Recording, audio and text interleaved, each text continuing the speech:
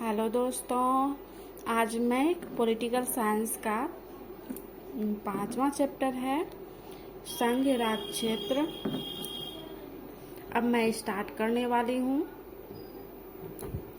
भारत एक है राज्यों का संघ। भारत एक है राज्यों का संघ। भारतीय संविधान के अनुच्छेद 1 में यह घोषणा की गई कि इंडिया अर्थात भारत है राज्यों का संघ है। भारत का संविधान भारत को कैसे वर्णित करता है? राज्यों के संघ के रूप में वर्णित करता है। आंध्र प्रदेश एक भाषाई राज्य के रूप में गठित किया गया। कब गठित किया गया? 1953 में। लेकिन पारित कब हुआ, यानी कि लागू कब हुआ? 1956 में। भारतीय आंध्र प्रदेश एक भाषाई राज्य के रूप में गठित किया गया 1953 ईस्वी में। किसी राज्य भारतीय संघ में किसी राज्य को सम्मिलित करने का अधिकार किसे है? संसद को है। संसद को है। किसी राज्य के नाम में परिवर्तन करने का अधिकार निम्नलिखित में किसको है? संसद को ही है। नाम में परिवर्तन करने का अधिकार किसको है? संसद को है।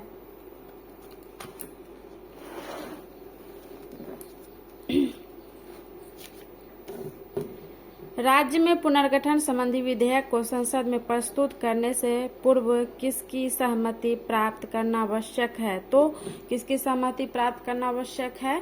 तो राष्ट्रपति की सहमति करना आवश्यक है। नए राज्य के गठन अथवा सीमा में परिवर्तन करने का अधिकार किसको है? तो संसद को है। निम्नलिखित में से किस राज्य का क्षेत्र घटा या बढ़ा सकता है? कौन बढ़ा सकता है? तो संसद बढ़ा सकता है। अन्य राज्यों के भारत में विलय के बाद भी किन 3 राज्यों में भारत में शामिल होना विलंबित किया है? तो 3 गो राज्य जूनागढ़, हैदराबाद, जम्मू कश्मीर। जूनागढ़, हैदराबाद और जम्मू कश्मीर। 500 से अधिक देशी रियासतों के भारत में विलय के लिए कौन से उत्तरदायी हैं? कौन? सरदार वल्लभ भाई पटेल। सरदार वल्लभ भाई पटेल हैं। निम्नलिखित जोड़ों में से किसने देशी रियासतों को भारतीय संघ का अंग बनाने में सबसे महत्वपूर्ण भूमिका अदा की? तो सरदार वल्लभ भाई पटेल और वीपी मेनन ने। मूल संविधान में राज्यों को कितने वर्ग में रखा गया है? तो मूल संविधान राज्यों को 4 वर्गों में रखा गया है। 2022 तक की स्थिति के अनुसार भारत में 28 राज्य हैं। संविधान के प्रवर्तन के समय राज्यों को 4 श्रेणियों अ, ब, श तथा द में बांटा गया था। इन श्रेणियों को किस वर्ष समाप्त किया गया? 1956 में। भाषा के आधार पर राज्यों का पुनर्गठन किस वर्ष किया गया? तो भाषा के आधार पर राज्यों का पुनर्गठन जो है 1956 में किया गया। प्रथम भाषाई राज्य किसे बनाया गया? तो आंध्र प्रदेश 1953 में। सर्वप्रथम भाषा के आधार पर आंध्र प्रदेश राज्य का गठन 1953 में हुआ था। इसके पूर्व वहां एक आंदोलन हुआ था। इस आंदोलन में किसकी मृत्यु हो गई? तो पोती श्री रामल्लू की मृत्यु हो गई 58 दिन अनशन के बाद। मूल संविधान में राज्यों को 4 अलग अलग प्रवर्गों में को समाप्त करने के लिए किसकी अध्यक्षता में राज्य पुनर्गठन आयोग का गठन किया गया? तो फजल अली। राज्य पुनर्गठन आयोग के अध्यक्ष कौन थे? तो फजल अली थे। राज्य पुनर्गठन आयोग का गठन किस वर्ष किया गया? तो 1953 में। अगस्त 1953 में भारत सरकार द्वारा गठित किए गए राज्य पुनर्गठन आयोग निम्नलिखित में से कौन सा सदस्य थे? कौन सा सदस्य थे? तो जस्टिस फजल अली थे। उसके बाद के एम पन्नीकर थे और हृदयनाथ कुंजरू थे। सी हो जाएगा। निम्नलिखित में से किस वर्ष भारत के राज्यों के पुनर्गठन और उससे जुड़े मामलों के लिए अधिनियम पारित किया गया? 1956 में। 1956 में।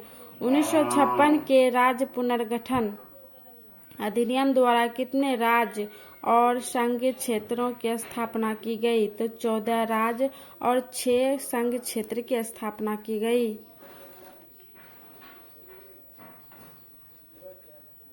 वर्तमान में भारतीय संघ में राज्यों और केंद्र शासित प्रदेशों की संख्या क्रमशः कितना है? तो वर्तमान में 28 राज्य और 8 केंद्र शासित प्रदेश हैं। भारत में राज्यों और संघ राज्य क्षेत्रों की कुल संख्या के संबंध में निम्नलिखित में से कौन सही है? 28 राज्य व 8 संघ राज्य क्षेत्र। भारत में कितने राज्य और संघ प्रदेश हैं? तो 28 राज्य और 8 संघ प्रदेश हैं।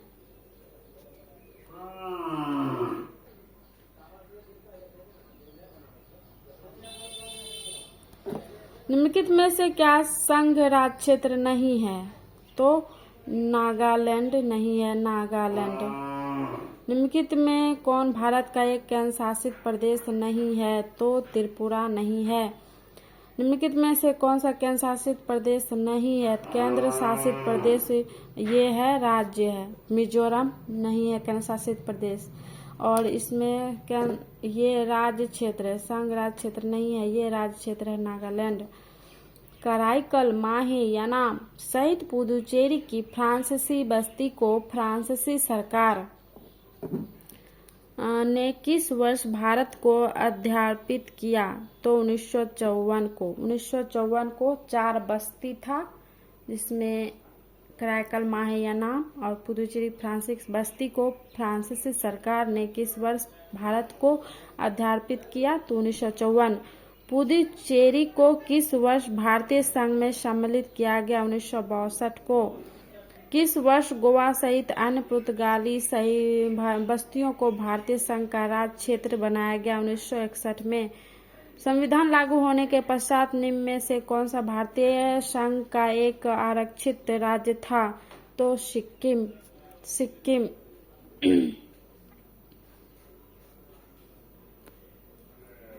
सिक्किम को किस वर्ष भारतीय संघ में सहयुक्त राज्य के रूप में शामिल किया गया? 1974 में। किस संवैधानिक संशोधन के अंतर्गत सिक्किम को भारत का एक सह राज्य बनाया गया? 35वां संविधान संशोधन 1974 को। हिमाचल प्रदेश को राज्य का दर्जा प्रदान किया गया 1971 में। हिमाचल प्रदेश को राज्य का दर्जा प्रदान किया गया 1971 में।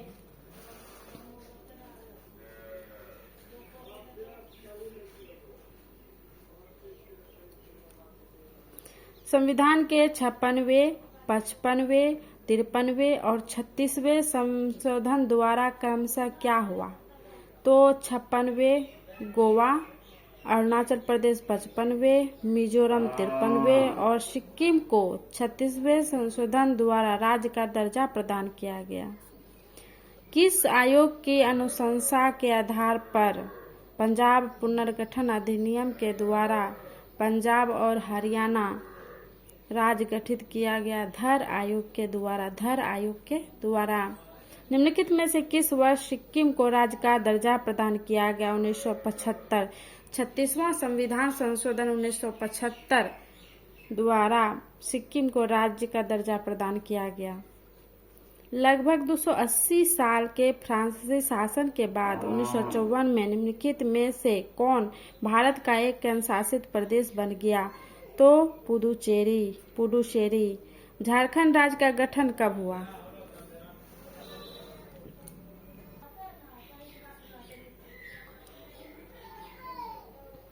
निम्नलिखित में किस वर्ष सिक्किम को राज्य का दर्जा प्रदान किया? 1975 में। और लगभग 280 साल के फ्रांसीसी शासन के बाद 1954 में निम्नलिखित में से कौन भारत का एक केंद्र शासित प्रदेश बन गया? पुदुचेरी। झारखंड राज्य का गठन कब हुआ? तो 15 नवंबर 2000 को। 15 नवंबर 2000 को। सिक्किम भारत का 22वां राज्य बना कब? 36वें संविधान संशोधन 1975 के द्वारा। 3 राज्यों छत्तीसगढ़, उत्तराखंड और झारखंड का गठन निम्नलिखित में से किस वर्ष किया गया? 2000 ईस्वी में किया गया।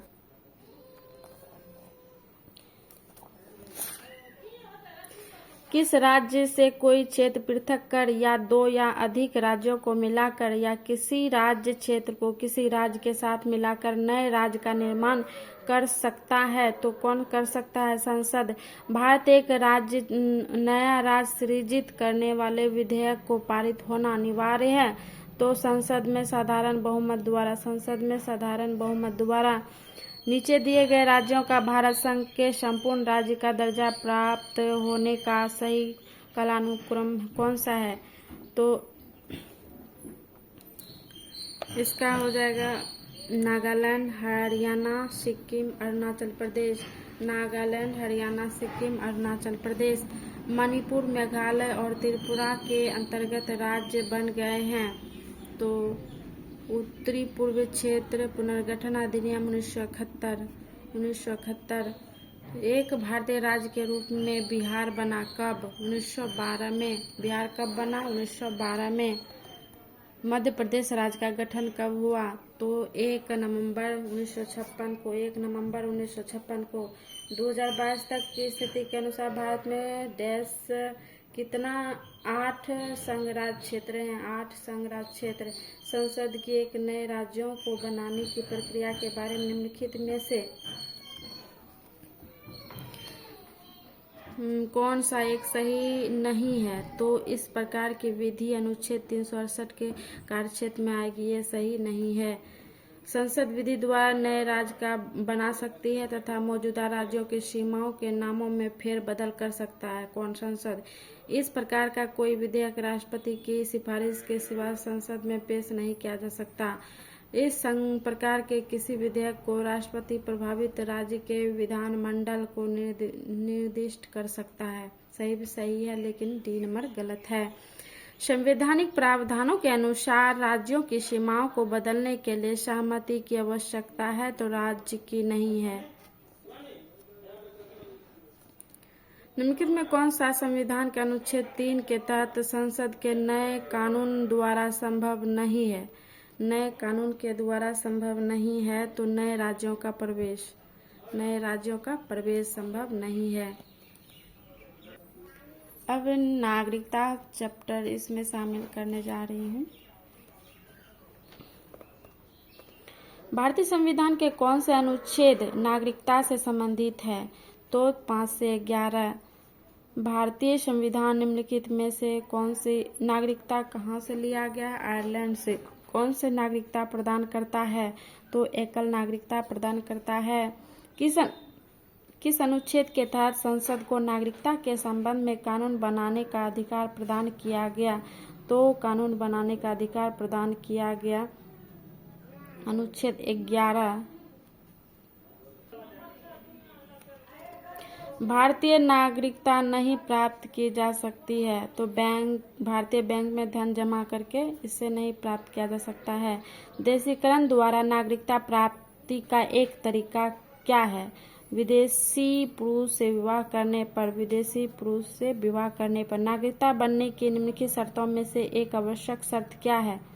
तो इसमें एक आवश्यक शर्त है राज्य की सदस्यता। नागरिक बनने की निम्नलिखित शर्तों में एक आवश्यक शर्त क्या है? तो राज्य की सदस्यता होना चाहिए। पाकिस्तान से आकर भारत में नागरिकता प्राप्त करने संबंधित प्रावधान का वर्णन निम्नलिखित में से किस अनुच्छेद में वर्णित है? तो अनुच्छेद 6 में वर्णित है। अनुच्छेद 6 में वर्णित है। नागरिकता के लोप होने का एक नियम क्या है? तो इसका देशद्रोह का अपराध सिद्ध होने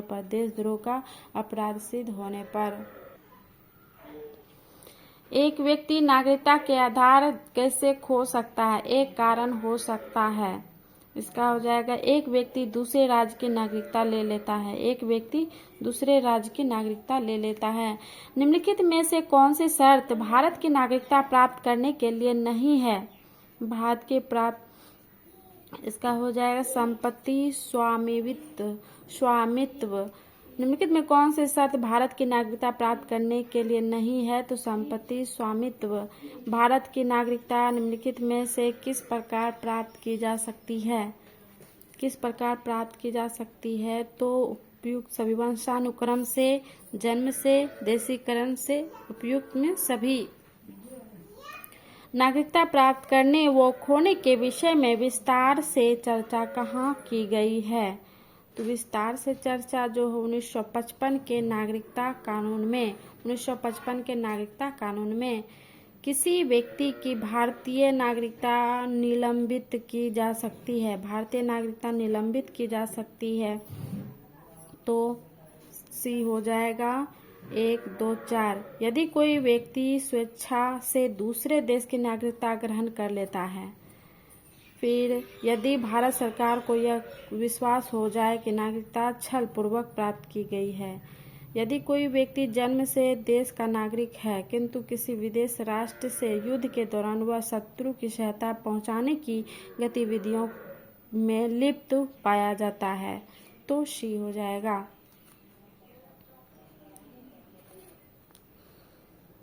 नागरिकता संशोधन अधिनियम 2019 का उद्देश्य क्या है? 2019 का उद्देश्य है कि अफगानिस्तान, बांग्लादेश और पाकिस्तान में उत्पीड़ित अल्पसंख्यक समूहों को नागरिकता प्रदान करना।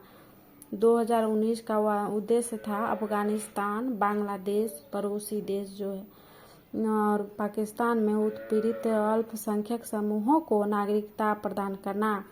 कितने वर्षों तक लगातार बाहर रहने पर नागरिकता समाप्त हो जाएगी? तो 7 वर्ष तक बाहर में रहने पर नागरिकता समाप्त हो जाएगी। ऐसे सभी व्यक्तियों जो 26 जनवरी 1950 या उसके पश्चात भारत में जन्म ग्रहण किया हो, उन्हें जन्मजात भारतीय नागरिक समझा जाएगा। निम्नलिखित में से किस स्थिति में किसी भारतीय व्यक्ति की भारतीय नागरिकता समाप्त हो सकती है? तो उपयुक्त सभी पर्यावसन पर, त्यागने पर और वंचित किए जाने पर, तीनों हो जाएगा। निम्नलिखित में से किस स्थिति में किसी व्यक्ति को भारतीय नागरिकता से वंचित नहीं किया जा सकता है? तो उपयुक्त सभी, निर्वाचन के दौरान, युद्ध के दौरान और आपातकाल के दौरान, तीनों सभी हो जाएगा। भारतीय संविधान में नागरिकता के प्रावधान कब लागू किया गया? तो 1949 में नागरिकता का प्रावधान कब लागू किया गया? 1949 में। भारतीय संविधान के अंतर्गत भारत के नागरिकों को वे कौन से अधिकार प्राप्त हैं जो गैर कानूनों को नहीं है? तो उपयुक्त सभी हो जाएगा। कुछ सार्वजनिक पदों की पात्रता, संसद व विधान मंडल के सदस्य होने का अधिकार और अनुच्छेद 15, 16, 19 द्वारा प्रदत्त मौलिक अधिकार।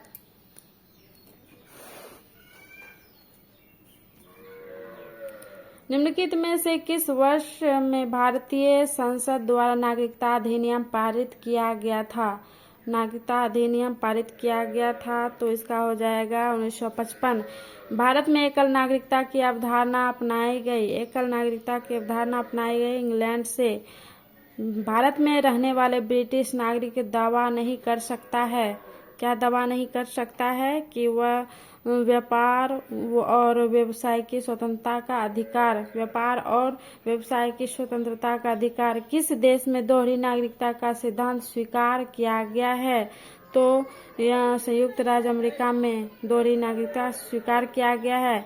नागरिकता निम्नलिखित में से किन विधियों द्वारा प्राप्त की जा सकती है? तो जन्म द्वारा, आनुवंशिकता द्वारा और पंजीकरण द्वारा, तीनों के द्वारा। बी हो जाएगा। नागरिकता प्राप्त करने के लिए शर्तें निर्धारित करने वाला सक्षम निकाय कौन सा है? तो सक्षम निकाय संसद है। नागरिकता प्राप्त करने के लिए शर्तें निर्धारित करने वाला सक्षम निकाय कौन सा है? तो संसद।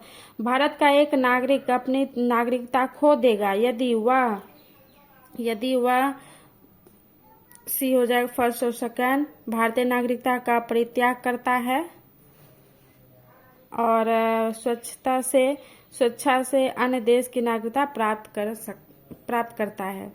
सी हो जाएगा। फिर नागरिकता संशोधन अधिनियम भारत के संविधान के निम्नलिखित नागरिकता संशोधन अधिनियम भारत के संविधान के निम्नलिखित में से किस भाग के अंतर्गत आता है? तो भाग 2 के अंतर्गत आता है। भाग 2 के अंतर्गत आता है। अब तीसरा चैप्टर है मूल अधिकार। मूल अधिकार पढ़ने जा रहे हैं। मौलिक अधिकार संविधान के किस भाग में वर्णित है? तो मौलिक अधिकार भाग 3 में है। भारत के संविधान का भाग 3 संबंध है किससे? मूल अधिकार से। मूल अधिकार कहाँ से लिया गया है? तो मूल अधिकारों को संपन्न किस देश में संवैधानिक मान्यता प्रदान की गई है? तो यूएसए। भारतीय नागरिकों को मौलिक अधिकार का वर्णन है। तो भारतीय नागरिकों को मौलिक अधिकार वर्णन है इसका 12 से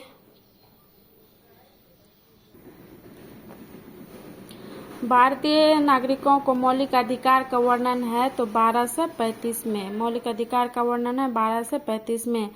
डॉक्टर भीमराव अंबेडकर ने भारतीय संविधान के किस भाग को सर्वाधिक अवलोकित भाग कहा गया? तो भाग 3 को कहा गया है।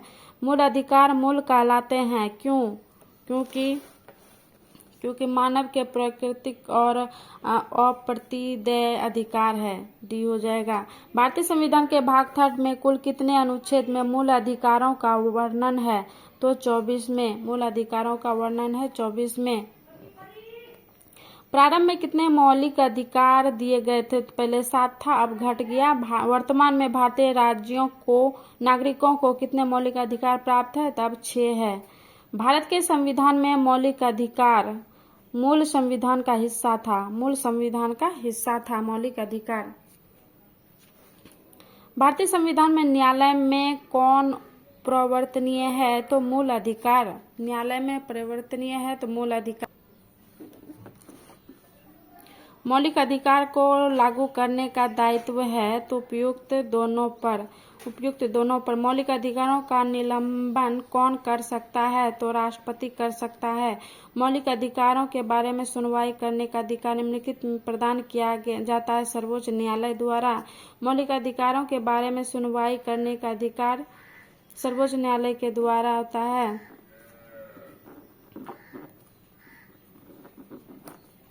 संविधान में उद्घोषित मौलिक अधिकारों में संशोधन किया जा सकता है केवल संसद के द्वारा संशोधित किया जा सकता है। निम्नलिखित में से मामले उच्च न्यायालय तथा उच्चतम न्यायालय की अधिकारिता में आते हैं तो मूल अधिकार का प्रवर्तन। भारतीय संविधान के अंतर्गत मूल अधिकारों का संरक्षण कौन करता है? तो मूल अधिकारों का संरक्षण कौन करता है? तो न्यायपालिका करता है।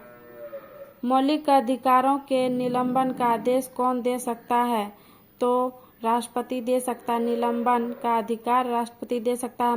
मूल अधिकारों पर आवश्यक प्रतिबंध लगाने का अधिकार किसको है? तो संसद को है। आवश्यक प्रतिबंध लगाने का अधिकार संसद को है।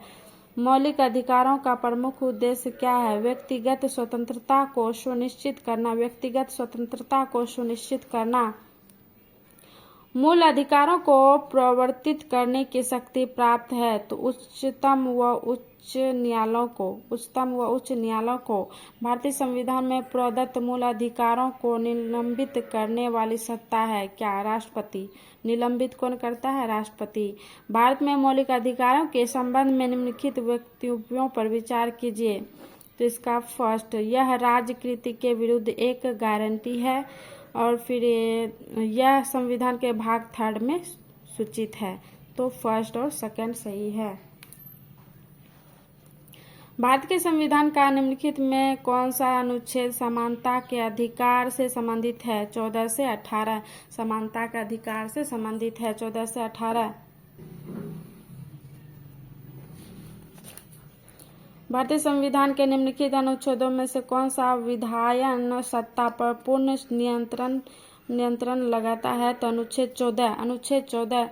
भारतीय संविधान की प्रस्तावना में प्रयुक्त समाजवाद शब्द को निम्नलिखित में से किस अनुच्छेदों के द्वारा किस अनुच्छेद और अनुच्छेदों के साथ मिलाकर पढ़ने से सर्वोच्च न्यायालय को समान कार्य के लिए समान वेतन का मौलिक अधिकार परिभाषित करने की शक्ति प्राप्त हुई है? तो 14-15-16 संविधान के किस अनुच्छेद में कानून का समान संरक्षण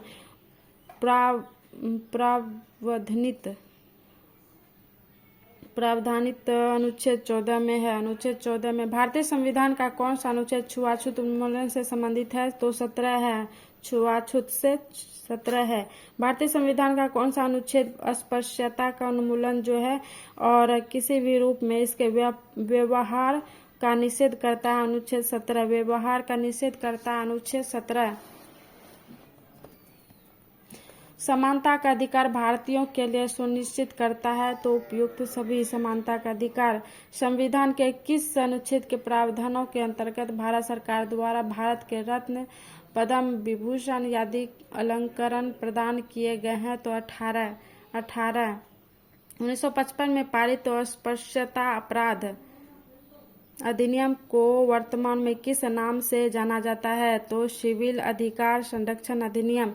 सिविल अधिकार संरक्षण अधिनियम के द्वारा जाना जाता है। धर्म आदि के आधार पर विभेद का प्रतिषेध। भारत के संविधान का अनुच्छेद 15 एक मूल अधिकार के जिसे किसके अधीन वर्गीकृत किया गया? किसके समता का अधिकार के अधीन वर्गीकृत किया गया? समता के अधिकार के निम्नलिखित अनुच्छेदों में कौन सा भिन्न वर्ग में आता है? तो अनुच्छेद 19 आता है। अनुच्छेद 19 आता है भिन्न वर्गों में। संविधान के अनुच्छेद 26 में धार्मिक कार्यों के प्रबंध की स्वतंत्रता पर क्या प्रतिबंध लगाया? तो इसका हो जाएगा 1, 4, 5। 1 लोक व्यवस्था, 4 हो जाएगा सदाचार, फिर 5 हो जाएगा स्वास्थ्य। 1, 4, 5। चेन्नई राज बनाम राजन मुकदमे में भारतीय सर्वोच्च न्यायालय के निर्णय के परिणाम स्वरूप निम्नलिखित में से किस मौलिक अधिकार को संशोधित किया गया? तो भेदभाव के विरुद्ध अधिकार। भेदभाव के विरुद्ध अधिकार। भारत में समाचार पत्रों का स्वतंत्र संविधान के अनुच्छेद 19 का क में भारत का संविधान स्पष्टतः प्रेस की आजादी की व्यवस्था नहीं करता है, किंतु यह आजादी अंतर्निहित है। अनुच्छेद 19 का क में फर्स्ट ओ में स्वतंत्रता के मूल अधिकार से संबंधित संविधान के अनुच्छेद 19 के अंतर्गत कितने प्रकार की स्वतंत्रताएं प्रत्याभूत है? 6 प्रकार के स्वतंत्रता प्रत्याभूत है। स्वतंत्रता का अधिकार संविधान के किन अनुच्छेदों में वर्णित है? संविधान के 19 से 22 अनुच्छेद में वर्णित है। अनुच्छेद 19 में वर्णित स्वतंत्रताएं निम्नलिखित में से किसको प्राप्त है? तो केवल भारतीय नागरिकों को प्राप्त है। भारतीय संविधान का अनुच्छेद 21 निम्नलिखित में से किसके विरुद्ध संरक्षण प्रदान करता है? तो कार्यपालिका के तथा विधायिका दोनों के विरुद्ध करता है। कार्यपालिका तथा विधायिका के विरुद्ध दोनों प्रकार। भारत के संविधान का निम्नलिखित में से कौन सा अनुच्छेद प्रेस की स्वतंत्रता से संबंधित है? प्रेस की स्वतंत्रता से 19 है। निम्नलिखित में नागरिकों का स्वतंत्रता संबंधित सही अधिकार कौन करता है? भाषण तथा विचार व्यक्त करने की स्वतंत्रता। भाषण तथा विचार व्यक्त करने की स्वतंत्रता। प्रेस की स्वतंत्रता किस अधिकार में निहित है? भाषण स्वतंत्र।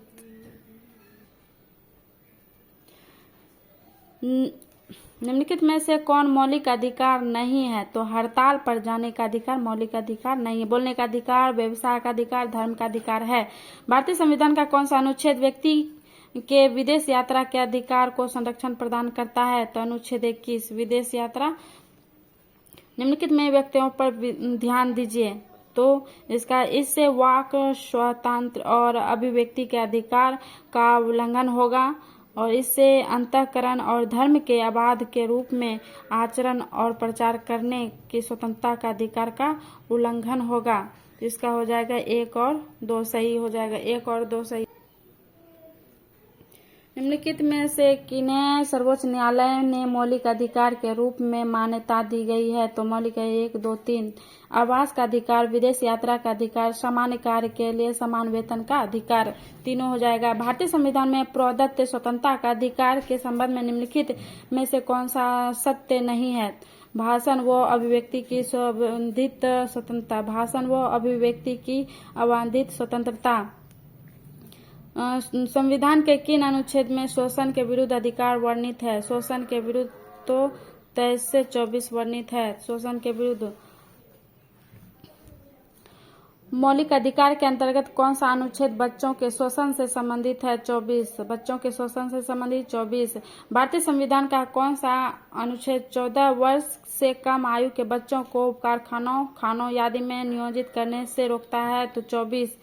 कारखानों अथवा खानों में कोई व्यक्ति नियुक्त नहीं किया जा सकता जब तक उसकी आयु कम से कम 14 वर्ष हो।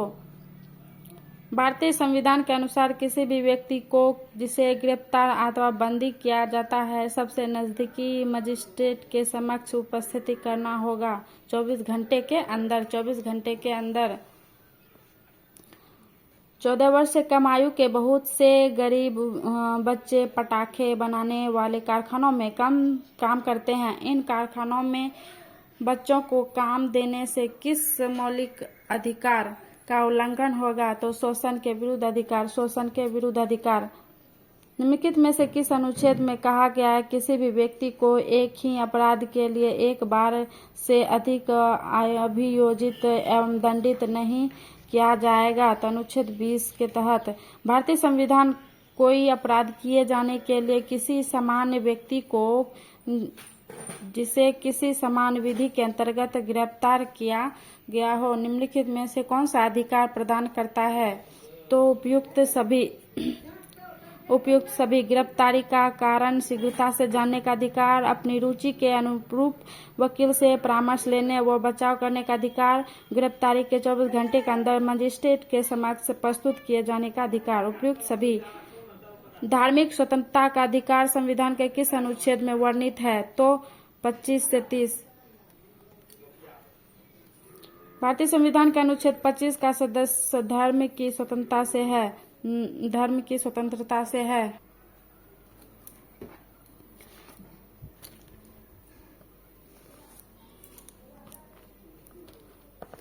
धार्मिक स्वतंत्रता के अधिकार में संविधान के अंतर्गत सम्मिलित है कौन सा? फर्स्ट, धर्म प्रचार करने का अधिकार। फिर सिखों को कृपाण धारण और रखने का अधिकार। फिर राज्य का समाज सुधारक विधि के निर्माण का अधिकार। ये हो जाएगा, फर्स्ट हो जाएगा। संविधान के किस अनुच्छेद द्वारा सिखों द्वारा कृपाण धारण करना धार्मिक स्वतंत्रता का अंग माना गया है? अनुच्छेद 25। अनुच्छेद 25। संविधान द्वारा प्रदत्त धार्मिक अधिकारों पर राज्य किन आधारों पर प्रतिबंध लगा सकता है? तो इसका फर्स्ट, सेकंड, थर्ड। स्वास्थ्य के आधार पर, सदाचार और लोक व्यवस्था के अधिकार पर।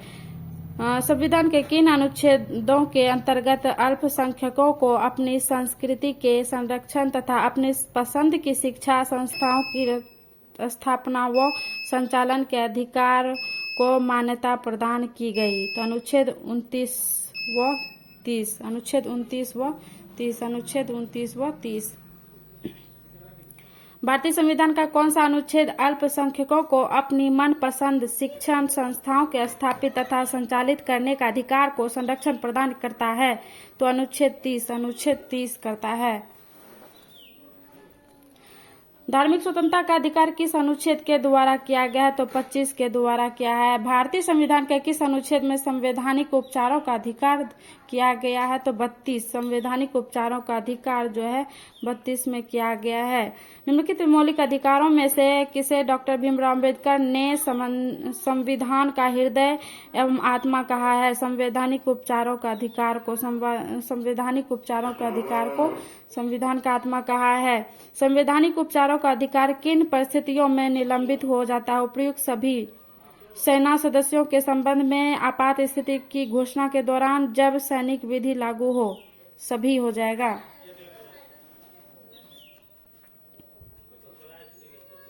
निम्नलिखित में कौन सा अधिकार भारतीय संविधान के अनुच्छेद 32 के अंतर्गत प्रवर्तित किए जा सकते हैं? तो मौलिक अधिकार। मौलिक अधिकारों को लागू करने के लिए निम्नलिखित में से किसी न्यायालय द्वारा जारी किया जा सकता है? तो समादेश रिट। व्यक्तिगत स्वतंत्रता के लिए निम्नलिखित में से कौन सी रिट याचिका दायर की जा सकती है? तो बंदी प्रतीक्षीकरण। कौन से व्यक्ति स्वतंत्रता से संबंधित है? बंदी प्रतीक्षीकरण। निम्नलिखित विभिन्न प्रकार के समादेश रिट जारी करने का अधिकार सर्वोच्च न्यायालय के अतिरिक्त निम्नलिखित में से किन किन न्यायालयों को प्राप्त? राज्य के उच्च न्यायालयों को बंदी प्रतीक्षीकरण के अतिरिक्त निम्नलिखित में से किस याचिका को उच्च न्यायालय जारी कर सकता है? तो उत्प्रेषण, परमादेश, अधिकार पीछा और प्रतिषेध। उपयुक्त में सभी। बंदी प्रतीक्षीकरण याचिका निरुद्ध व्यक्ति या हितबद्ध व्यक्ति दोनों द्वारा दाखिल की जा सकती है। डी हो जाएगा। निम्नलिखित में से किस स्थिति में बंदी प्रतीक्षीकरण याचिका जारी किया जाता है? तो दोषपूर्ण पुलिस नजरबंदी के द्वारा। किसी व्यक्ति का अवैध निरोध के मामले में न्यायालय द्वारा जारी कृत परमादेश निम्नलिखित में कौन सा है? बंदी प्रतीक्षीकरण।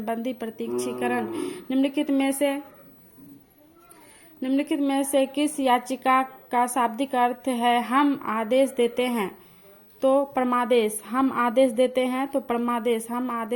प्रमादेश।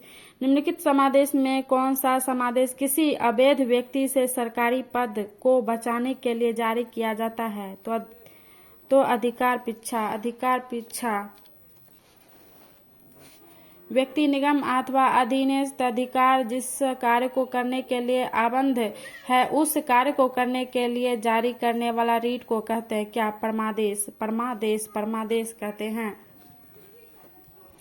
वह रीट जो भारत में उच्चतम न्यायालय अथवा सर्वोच्च न्यायालय द्वारा किसी व्यक्ति का सार्वजनिक संस्थाओं को आदेश देती है वह अपने कर्तव्य का पालन करे क्या कहलाती है? परमादेश। अपने कर्तव्य का पालन करे क्या कहलाती है? परमादेश।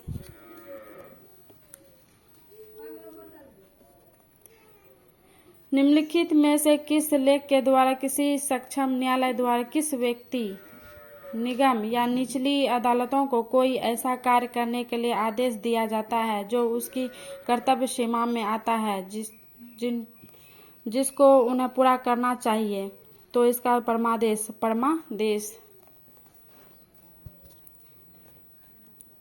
एक ऐसी याचिका जो न्यायपालिका द्वारा जारी की जाती है तथा जिसमें कार्यपालिका को कहा जाता है कि वह यह कार्य करे जो उसे प्राप्त शक्ति के अंतर्गत करना चाहिए था। रीट याचिका को कहा जाता है मैंडेमस। उत्प्रेषण रीट निम्नलिखित में से किस आधार पर जारी किए जाते हैं? तो प्रयुक्त सभी। अधिकारिता का अभाव व अधिकारिता से बाहर किए गए कार्य के लिए नैसर्गिक न्याय के सिद्धांतों का अतिक्रमण होने पर अभिलेख में प्रत्यक्ष प्रकट विधिक त्रुटि के आधार पर। उपयुक्त सभी।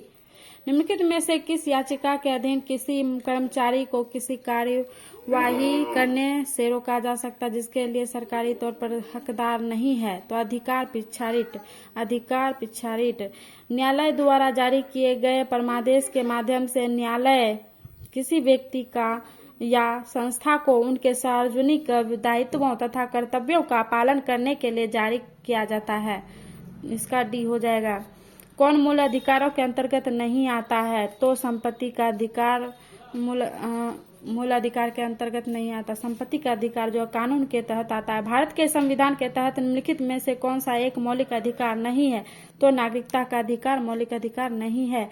संपत्ति के मौलिक अधिकार को कब समाप्त किया गया? तो 1978 में संविधान के 44वें संविधान संशोधन के द्वारा। संपत्ति का अधिकार है एक कानूनी अधिकार है। 44वें संविधान संशोधन विधेयक द्वारा किस मौलिक अधिकार को सामान्य वैधानिक अधिकार बना दिया गया है? तो संपत्ति का अधिकार। संपत्ति के मूल अधिकार को किस संवैधानिक संशोधन अधिनियम द्वारा समाप्त किया गया? तो 44वें संविधान के द्वारा। निम्नलिखित में से कौन सा मौलिक अधिकार नहीं है? तो संपत्ति का अधिकार मौलिक अधिकार नहीं है।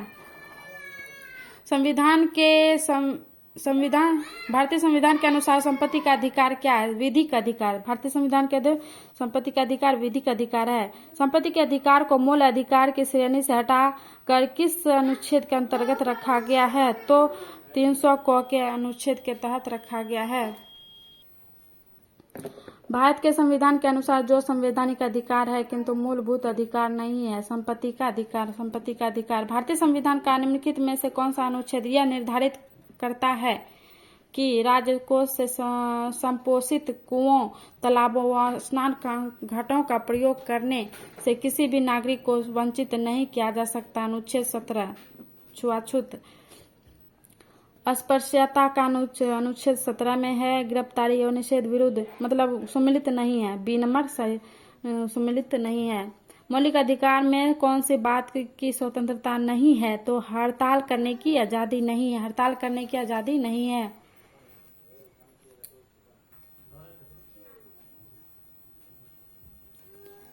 किस वाद ने संसद को मौलिक अधिकार में संशोधन का अधिकार दिया गया है? केशवानंद भारतीयवाद। केशवानंद भारतीयवाद। किसी न्यायालय अथवा न्यायाधिकरण के आदेश को रद्द करने के लिए निम्नलिखित में कौन सी रिट जारी की जाती है? तो उत्प्रेषण रिट जारी की जाती है।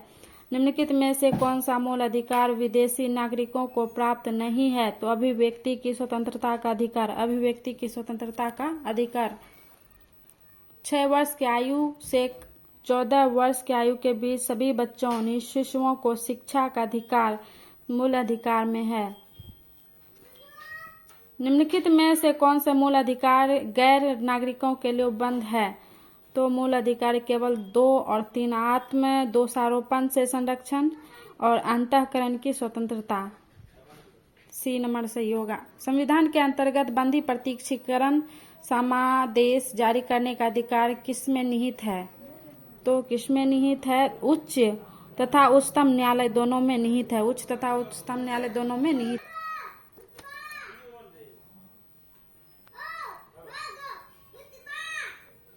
निम्न कौन सा मूल अधिकार नहीं है?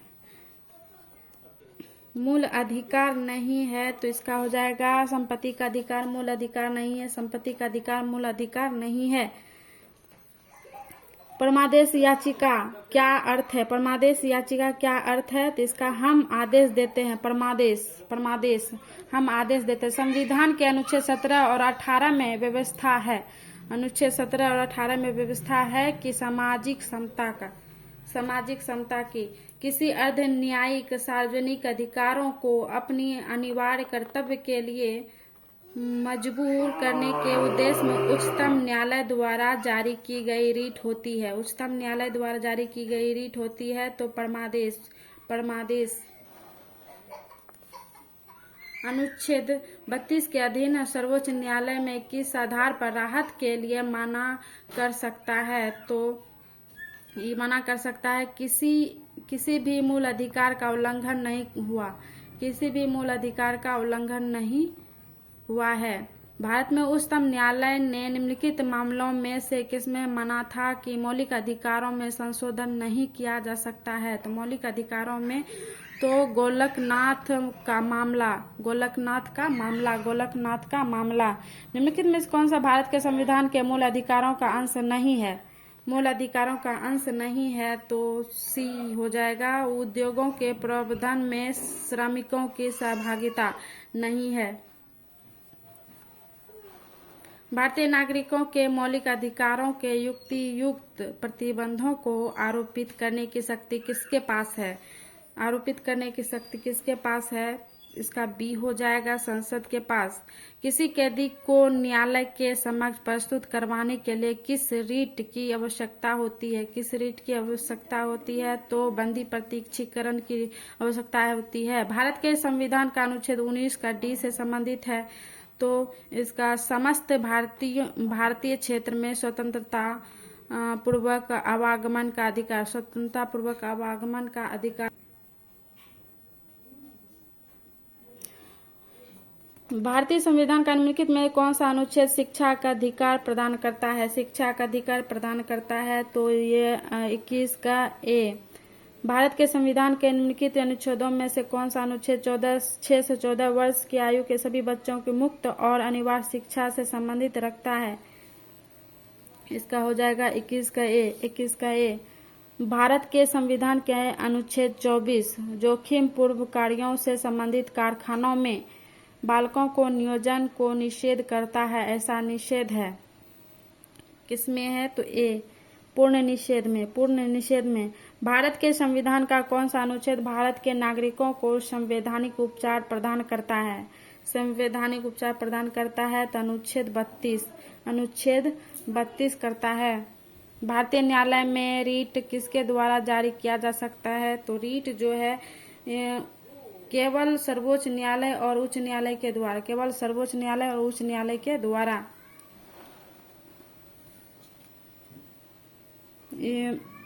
सम्मिलित कीजिए और सूचियों के नीचे दिए गए कूट प्रयोग करें। समता का अधिकार। समता का अधिकार 14 से 18 में है। समता का अधिकार किस में है? 14 से 18 में है। फिर 123 का सी हो जाएगा। बी का 4 वाक स्वतंत्र का अधिकार हो जाएगा 19। धर्म की स्वतंत्रता का अधिकार हो जाएगा, इसका हो जाएगा बी 25। और संवैधानिक उपचारों का अधिकार हो जाएगा 32। निम्नलिखित कथनों पर में से कौन सा कथन गलत है? तो इसका हो जाएगा डी, केवल 2, 3, 4 गलत है। तो 2, 3, 4 गलत है। मौलिक अधिकार पर संविधान का भाग 3 यूएसए से बिल ऑफ राइट्स पर आधारित है, ये सही है और गलत तीनों है। भारतीय संविधान का निम्नलिखित में से कौन सा अनुच्छेद जबरन श्रम को प्रतिबंधित करता है और शोषण को रोकता है? शोषण को रोकता है तो 23। हेलो गाइस, आज जो है चैप्टर मौलिक अधिकार समाप्त हो गया। अब अगला चैप्टर 6 में राज्य के नीति निर्देशक सिद्धांत पढ़ेंगे। ये ठीक है। Hello guys, thank you.